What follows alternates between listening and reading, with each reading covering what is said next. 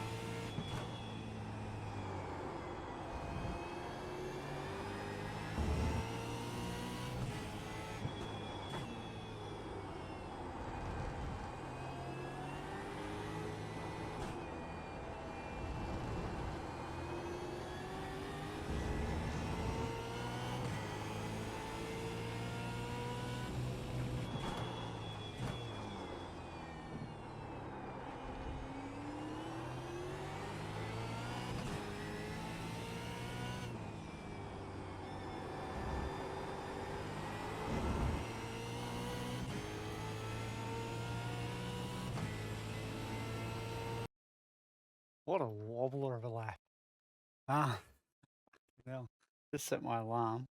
Just woke up after a nap. But all right, let's talk Turkey because it is a challenging track. And you know what? As shit as I think it is for this car, it's going to suit people. Yeah, different people are going to love this. That's fine, and that's a reality. Is that it's not for everyone, but everyone's got to do it. I'm just trying to find something here. Turn that up a little bit. So anyway, look, I'm not going to talk through these bits and pieces. Like I said, head back, check out the previous video. Normally I would, like I said, it's been a bit of a week, so I haven't really got a lot of spare time today, but I just wanted to get something out. So it's all the same, yeah.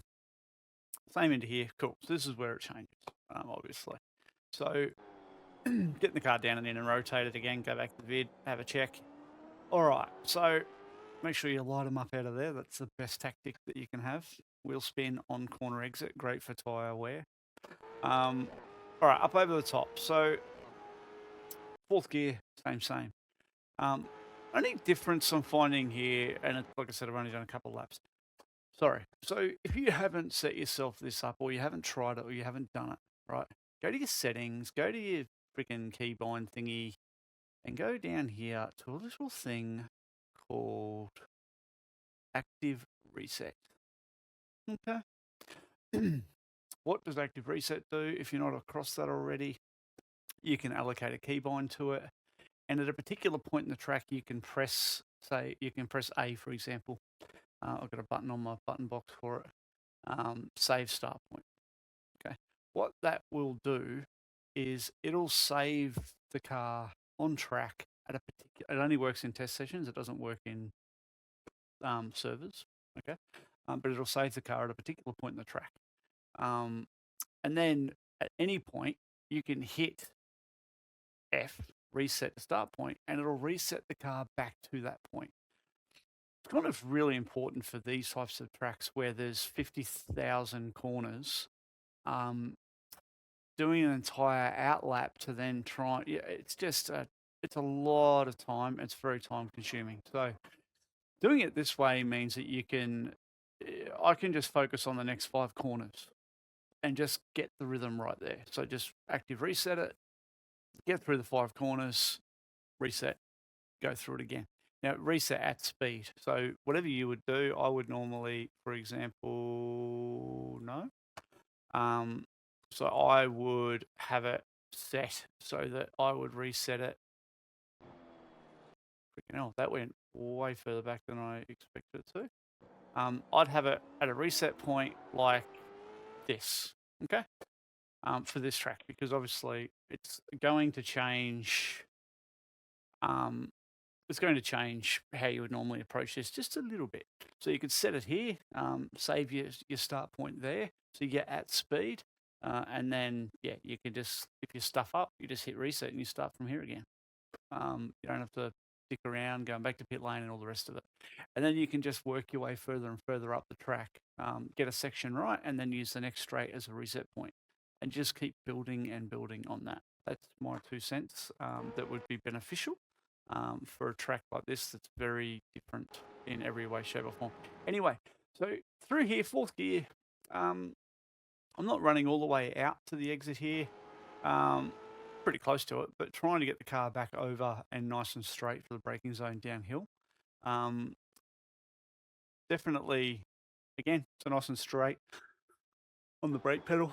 Down to 3rd. I'll go down to 2nd on this lap. I haven't found my happy place yet, but 2nd's good to get that rotation in it. The car's quite understeery on this track, and I think it's just because of the amount of dust and debris on it. A little bit wide of the apex here. Probably not end of world, but it'd be nice to be a little bit more on point.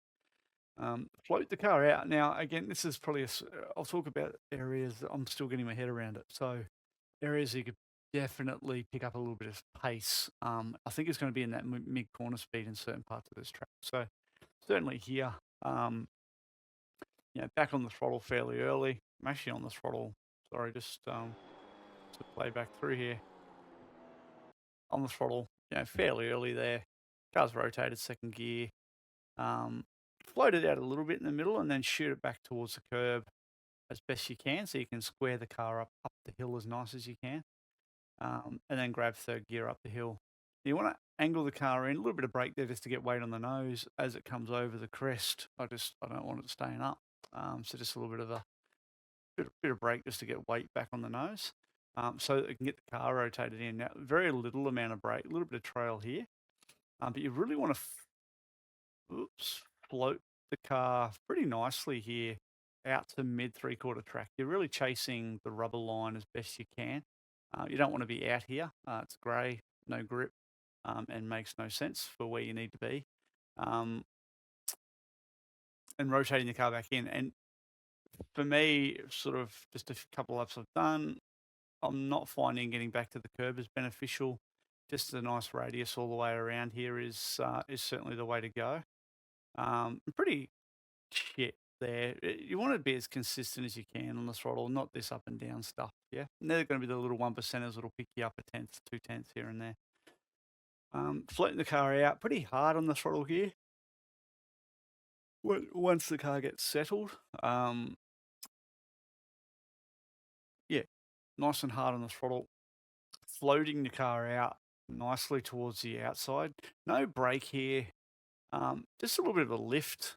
Get the car out onto the curb and get it rotated back in. Now, I didn't carry quite enough entry speed here. I'm well aware of that. Got up on the curb quite early, and there's plenty of exit here, even though the track comes back. So I think I had a wobble off the curb, and sort of got out to so no off track there. So it wasn't awful, but again, plenty of opportunity for improvement.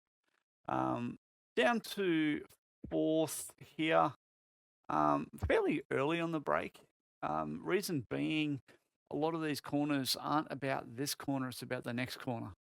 Best way to look at it, I think, with these 653,000 corners that we have in this section.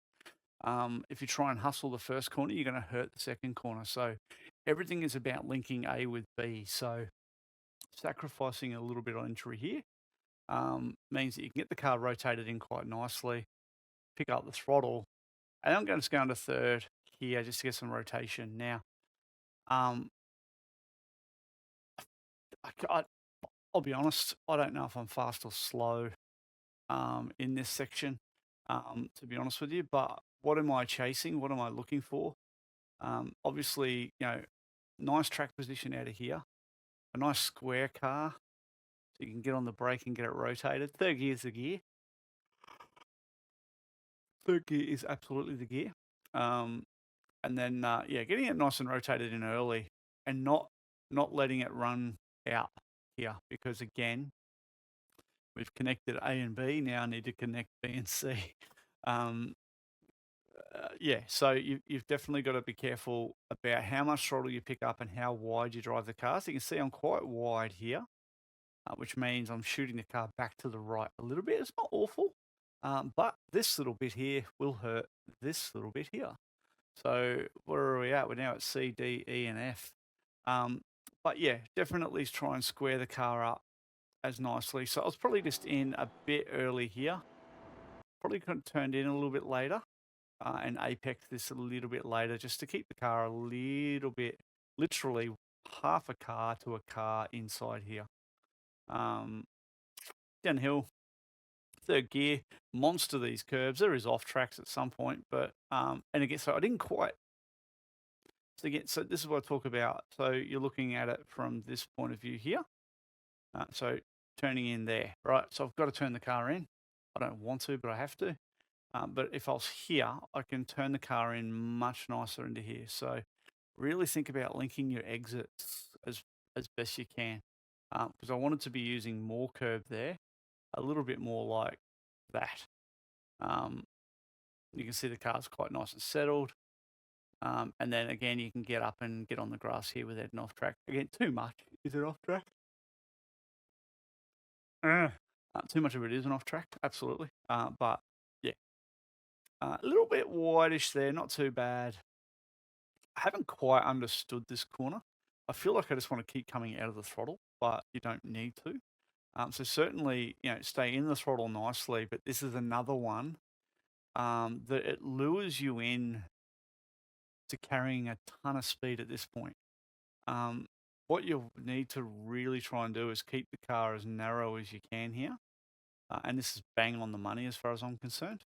Um, so that you get the car to the top and you're already flicking the car back. And it's blind, as you know. I mean, when you crest there, you can't see the corner. Um, and realistically, you're kind of just pitching the car in and hoping that you haven't turned it in too early or too late. But this was pretty much bang on. I was very happy with this. And then squeezing that throttle on nicely out to the exit. Because it's so undulating, everything's on camber, off camber. So just figure out if you're having a slide or you're having this, just a little bit less throttle percentage here and there, just to make sure. Yeah. Just to make sure you get the car off the corner. Very, very important. Short run up here. Very short run up into here. I'm braking around the 100 border. I'm being quite a sook here. I think there's definitely far more that you could push into here on that. Down to second gear. Late apex here, so don't rock the car in too early. Get the car in nice towards the sausage curb and pick up the throttle nicely as well. Now, I carried second a little bit too long here. Avoid much more than that.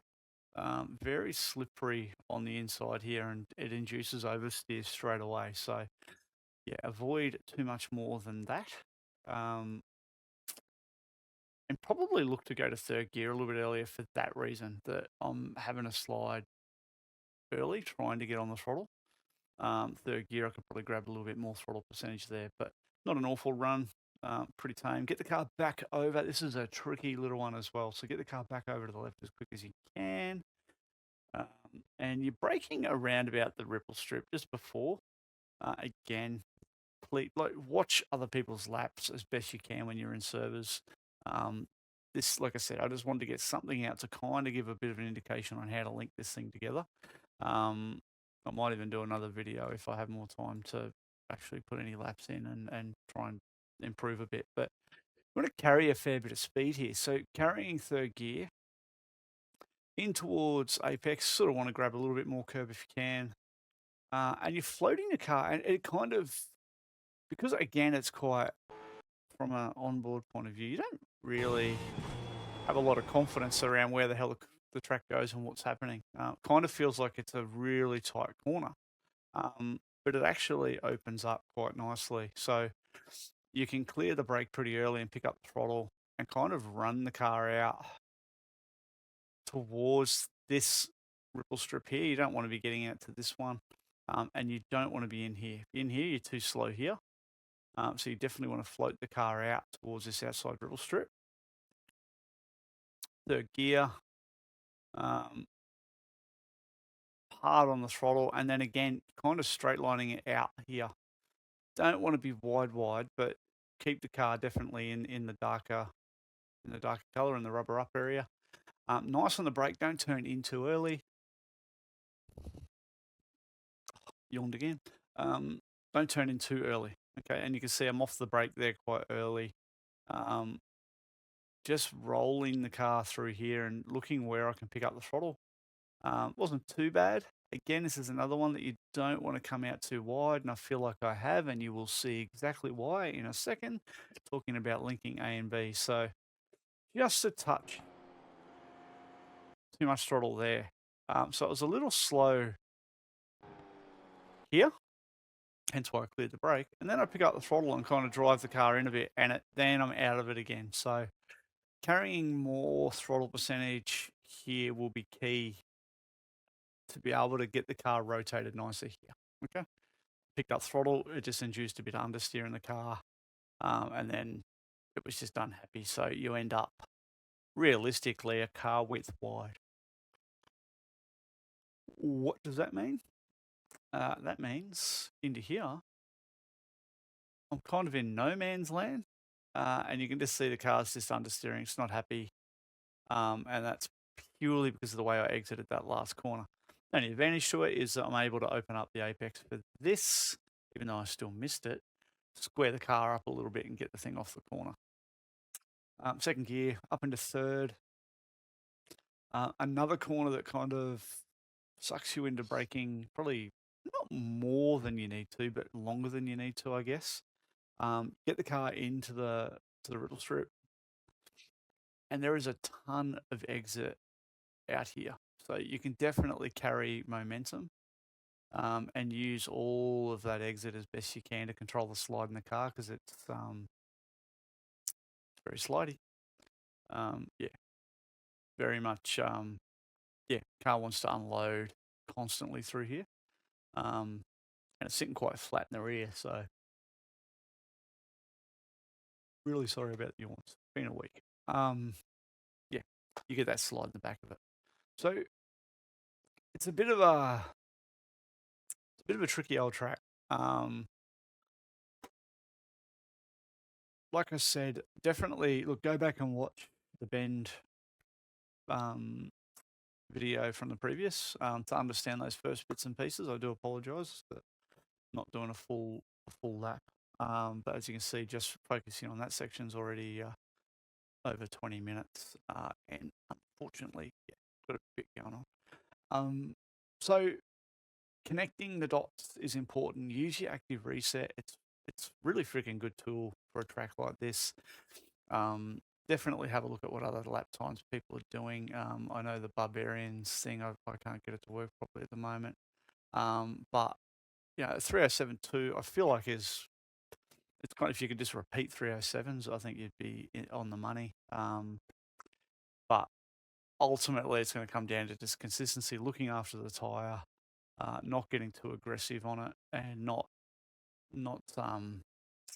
inducing too much understeer, because it's just going to hurt the tyre. And you can just see everything is link. So yeah, anyway, that's this version of the Ben GT layout. Yeah, I think interesting to see how it races. It'll probably race better than we all think. But yeah, anyway, is what it is. If you have any questions or anything in particular you want to ask, feel free to drop a message in the either the YouTube chat, the Discord channel, or send me a PM. Does not bother me either way. And yeah, if there's any improvements or any updates I can share with you, I'll definitely do that. But have a good one, good luck, and I shall see you on track.